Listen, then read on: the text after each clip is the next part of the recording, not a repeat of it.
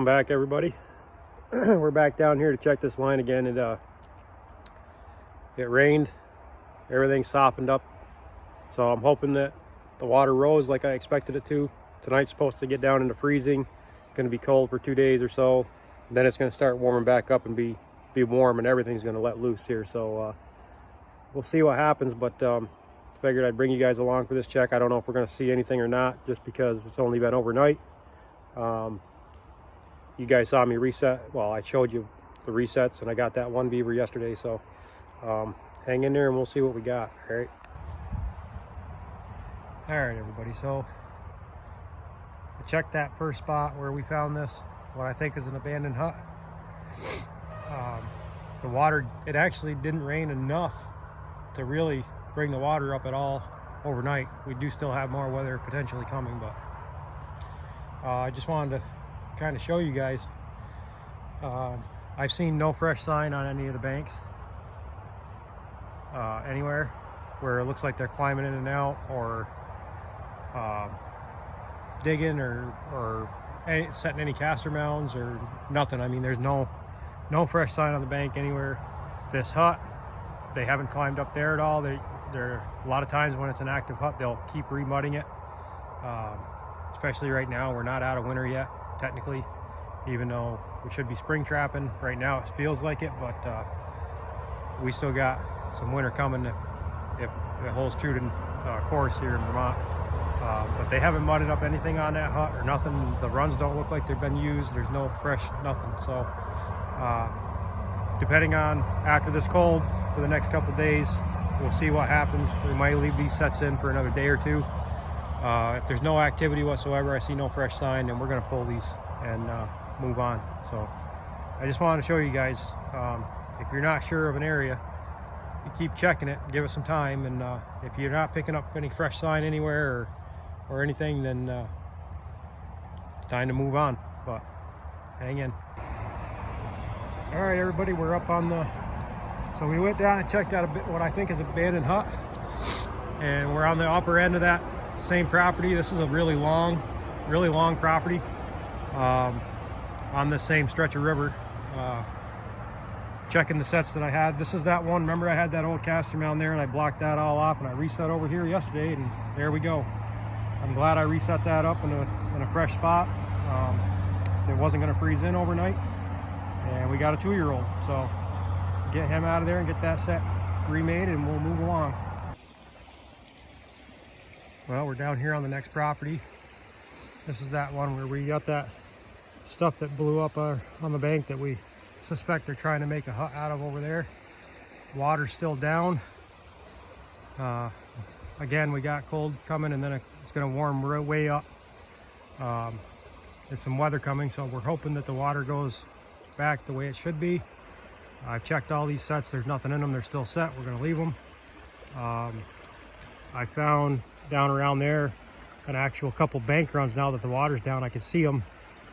You couldn't see where they were using scraping on the bottom, so I think they were coming out just off the bottom. They weren't actually rubbing the bottom and leaving the telltale signs there, but I found the holes. There's I don't know if you can see it from here. Anyway, right there's a mud slick going up the bank, and there's a hole on either side of it. I'm going to try to get them set at some point, or at least go investigate them a little farther and go from there. But we'll see what this weather does to us. I'm not ready to give up on this spot yet, because I honestly believe there's still quite a few in here. Just the weather's not cooperating. So we'll see the next couple days here, or whatever, close to a week, 4 or 5 days, whatever, how things start turning out, and then we'll make adjustments and decide what we're going to do from there. But I still have more properties I need to get to. Trying not to waste a whole lot of time on each one, but I want to give it my due diligence to make sure that these landowners are happy, and that I've got, if not all of them, at least the majority out. Like I said, I do like to try to leave seeds for the following year, but these nuisance jobs, they want them basically eradicated, and it's unfortunate, but that's just the way it is. So we'll see. I'll have more conversations with them when we get closer to the end, and maybe I can get them on board. But anyway, I want to keep landowners happy. That's how I keep going. and that's how I keep my name out there, by word of mouth in this tight little area. I try to do stuff online, and I try to do this YouTube channel, but I'm not getting a whole lot of response on it as of yet. So if you guys like what you're seeing, or if there's something different that you want to see, please let me know. I'm more than happy to accommodate. I'm going to try to, when I'm not by myself, I can get somebody to hold the camera. I'm going to try to start doing more sets and reasons why and things like that, because it's supposed to be educational, but right now we're full-fledged trapping and trying to get things done and work around the weather, and if I'm out here by myself, it's just really difficult to do that. So I apologize for that, but you bear with me. I'm going to try to get better. I am not a video editor. I am not a videographer or whatever you guys call any of that, whatever. I'm just a Joe Schmo out here doing my best and trying to entertain you guys and help you get some education out of it at the same time. So any support that you can give me, I appreciate. Like, share, follow, subscribe. Subscribe's big. More subscribers I get, the better chances I get at being able to take kids, youth, and anybody that wants to learn, novice or beginners, or there's things that I like to do, though. I take little combat vets out. Obviously this is a little rough or something like that. I'm a combat vet myself, but I want to do more. So anything you guys can do to help, I really appreciate. And I got a couple more traps on the other end. I told you guys I was going to show you the damage up there, and I forgot to show you. So hopefully I can get that before I jump off of here. But God bless you all, and thanks for watching. All right, so I told you guys I wanted to try to show you here. So see if we can get our bearings about us and show you. This little channel right here goes out into the swamp and then around to where we had that one dam set up. And then down here where they had to put this culvert in, they have to keep bringing new material in and keep rebuilding this and keep doing, because when you get the beavers in here and they're flooding and they're backing things up and they're cutting into the banks, and the banks are collapsing and they're just causing havoc, it washes out these culverts. You can see how soft this crap is, where they just put it in last year, and they're already trying to cut around it. And then this whole field out here ends up being underwater, and they can't do anything with it,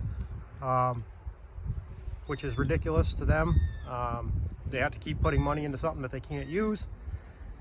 And you can see that they've actually, when they had this flooded so many times and so much, that they've actually got a travel channel where they were traveling, cut right through it, and it's a couple feet deep through there, that they got to come in and repair after we get these out of here and get the rest of the dams broke and the water down, get it dried up.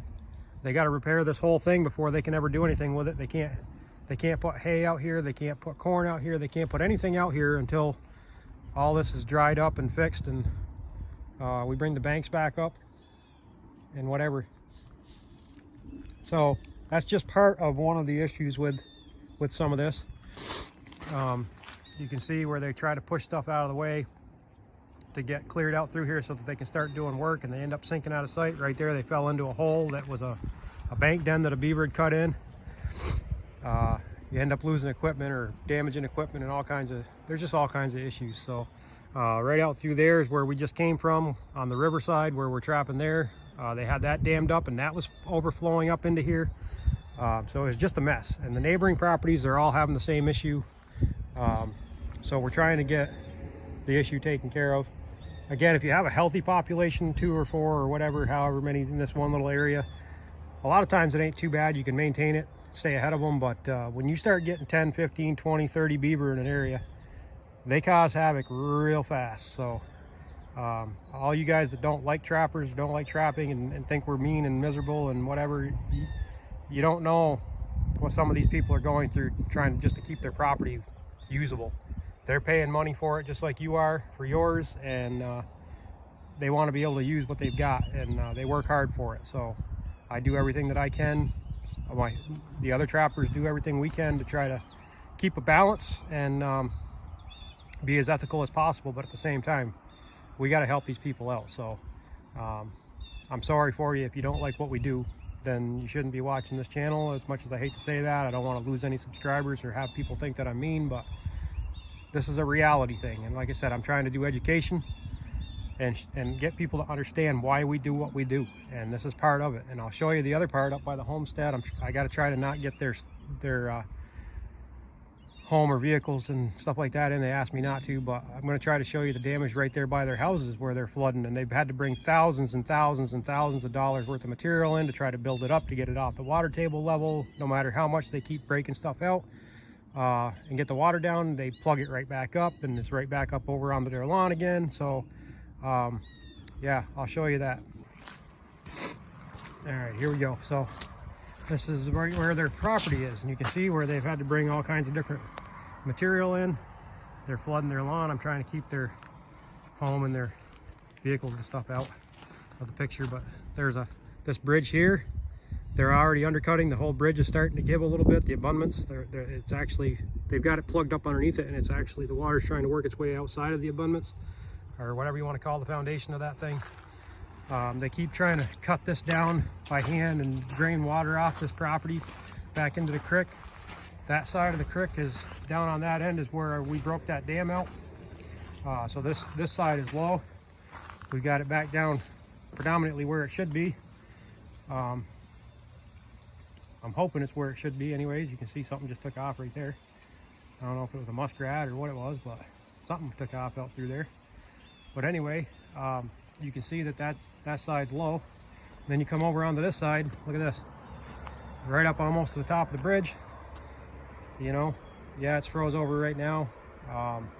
Some of them bubbles are from water and from the ice and whatnot, but they could very well be traveling back up here checking this where they're plugging it up. But you can see down in there, I hope you can see down in there, well, not really, that whole bridge, they've got it plugged right to the top. And that right here is about 8 foot deep, maybe 9, right down to the bottom of that. Whereas on that side, it's way down where it belongs, kind of. Easy to maintain, easy to repair. That's the way this side needs to be. So we're gonna have to unplug that at some point, but I want to try to make sure I've got them all out of here. You can see we got some of the property drained. This whole thing right here was all underwater. It was all water all the way around, all the way up into the backside over to that where I just showed you guys. That water was stretched all the way over and all the way across that culvert, and it's all up. This over here is usually pretty much dry, and except for in that channel that goes through there, and now it's all flooded again. So we're doing our due diligence trying to get these guys out of here so that they can repair this and get it fixed. But you can see that the abundance, the foundations, they're starting to give way. Everything's starting to lean more. They're doing everything that they can. That concrete is being undercut, so that whole thing eventually is going to end up giving way, and they can't bring anything across here. So yeah, I mean, it's insane the amount of damage that these things can do, and people don't want to face the reality of, you know, we have to do what we have to do because this is what they do. So anyway, I thank you guys for letting me ramble on, and I hope you guys learned anything at all from what I just spewed out. But yeah, bottom line is they can be dangerous to roadways. They can be dangerous to train tracks. They can be dangerous to all kinds of things. And when they start wreaking havoc, it's time to start taking care of things. So anyway, I got these other couple traps I need to check, and then we're out of here for today, and I'll get back with you. Thanks. Well guys, I told you I did a check on a spot a while back here, and I didn't see any fresh sign anywhere. And this guy, he kept getting a hold of me, and he was pretty adamant there was beaver out here, but I didn't see any sign anywhere. So just to appease him, after a couple weeks, I decided, you know what, I'm going to come in and I'm going to throw 2 sets in and just see what happens. And you know, if I connect on something, then that's fine, but if not, then at least I can tell him, look, you know, I didn't connect on anything. So he was pretty adamant about it, and I was pretty adamant about not setting. Anyway, I've ate crow before. I came out here last night and I set these sets because I wanted to appease him, and it was almost dark, so I couldn't get it on video. But anyway, I've got a set up there on the bank. It's cast around with a 330. Had a set here, cast around with 330 set up. Just a little bit of blocking, enough subtle blocking to get him to want to stay in there. And I'll be lo and behold if we didn't connect on the biggest beaver so far this year. Absolute tank of a beaver. I mean, just huge.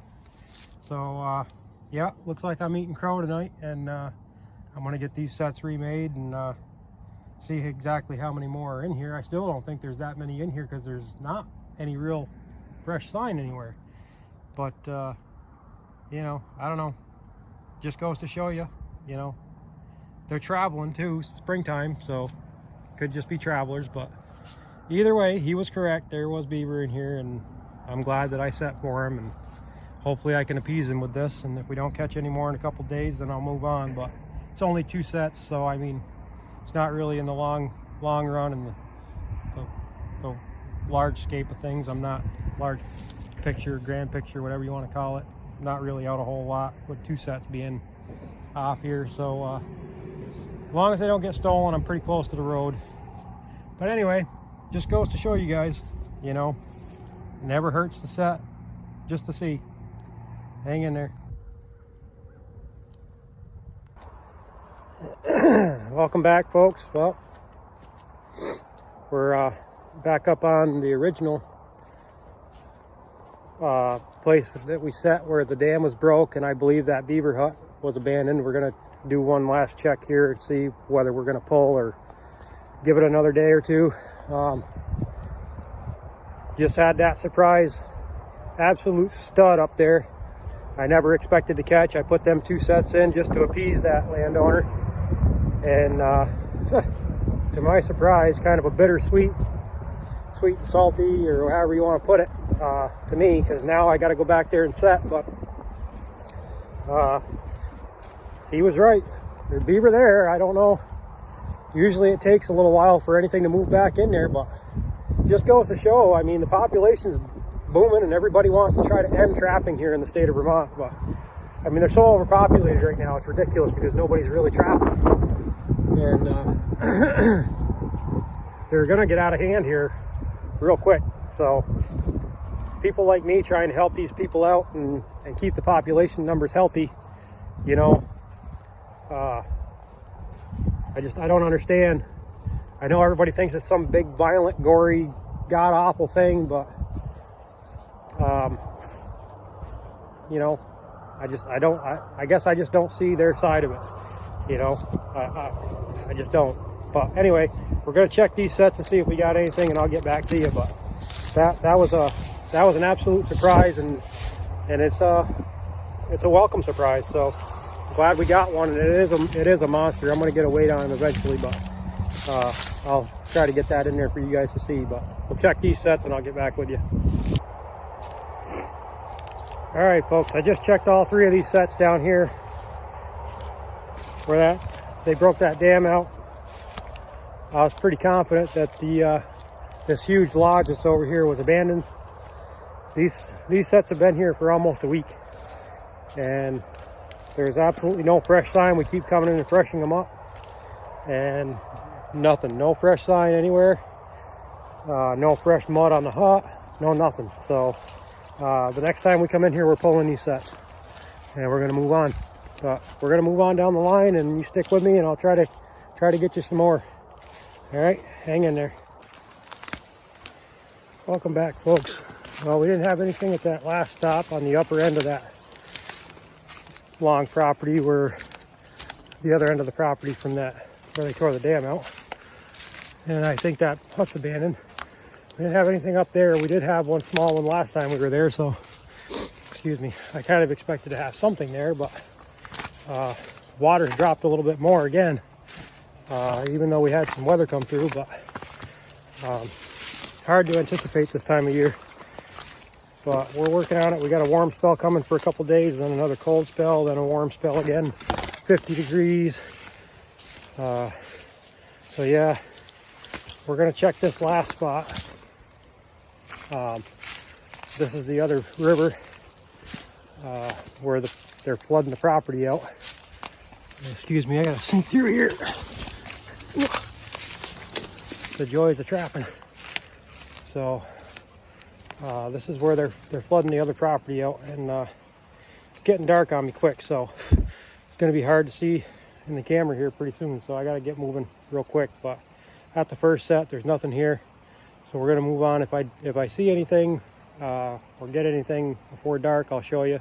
If not, I'll show you back at the house. All right. Well, everybody, welcome back. Just want to say I'm very humbled at the fact that I get to do and carry on a tradition of a wildlife conservationist and being a trapper and just enjoying what you do, at the same time completely respecting and loving the animals that you're trying to help, not only live healthier, but you know, you're trying to help people. And I don't know, it's just, I can't really put a lot of words to it. It's just a lot of people don't understand, and they don't want to understand in most cases that, you know, this is a necessity. You know, when they get overpopulated, how destructive they really can be. And as much of amazing creatures as they are, and as beautiful as they are, and as smart as they are, they can be terrible, you know. And it's terrible that people can't understand or don't want to understand why it's necessary to do this type of work. And I mean, like I said, I do it as ethical as possible. Nothing goes to waste. I'm as respectful to that animal from the time I set my trap as ethically as possible to the time that I finish processing it, and every piece of it is used. And for people to bash on somebody like for that, you know, it's no different than deer hunting. You know, when I deer hunt, I try to make sure every piece of that animal is used and it doesn't go to waste. Showing the last bit of respect that I can for that animal. And I believe that's extremely important, and a lot of people have forgotten that. So many people are out there hunting trophies, and you know, that's not what it's about.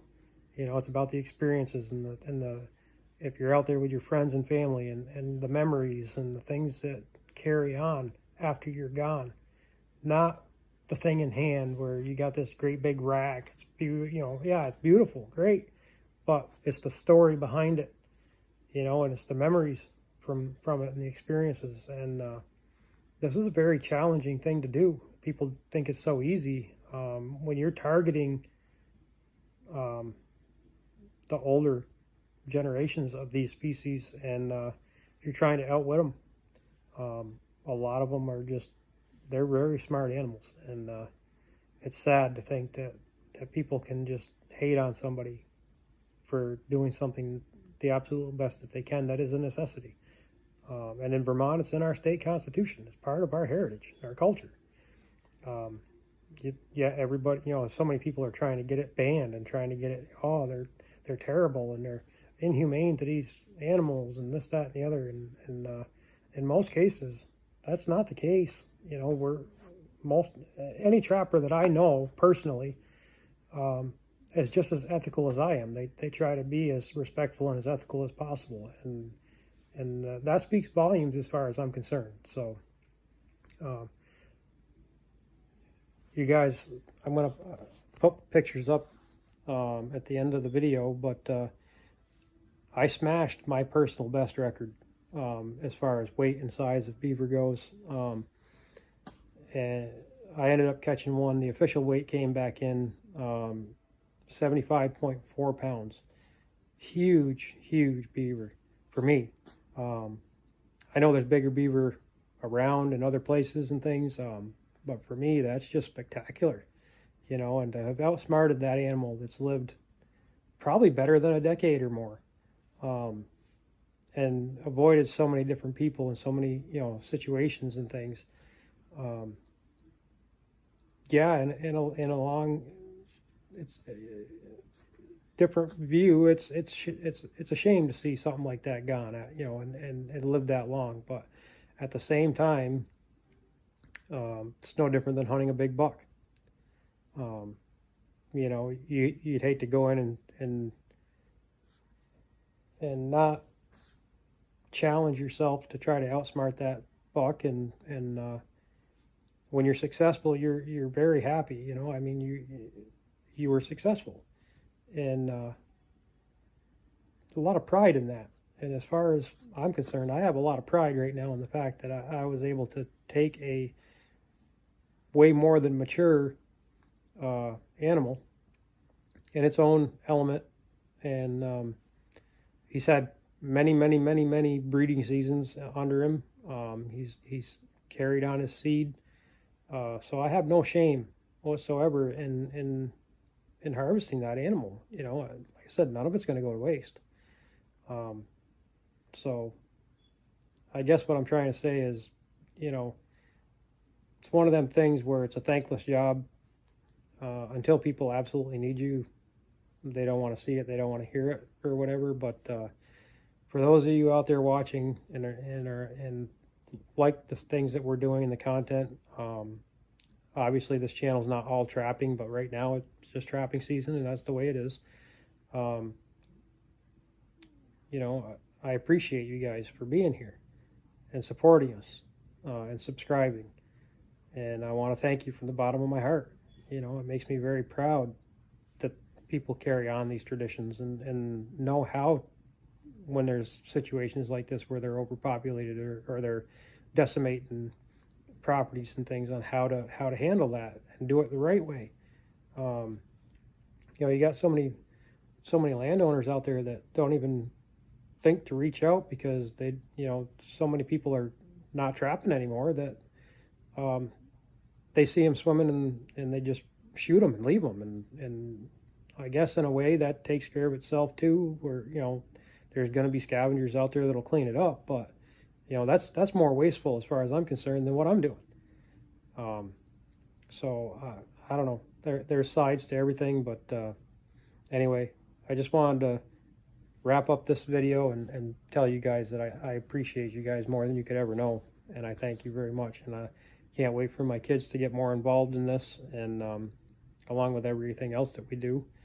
And just wanted to thank you very much, and hopefully as this channel grows, I'll be able to get the sponsors and things and maybe do some giveaways and whatnot. But for right now, we're just dipping our toes in the water trying to get things going. And but anyway, I hope everybody has a blessed day. God bless every one of you, and God bless America, and love you.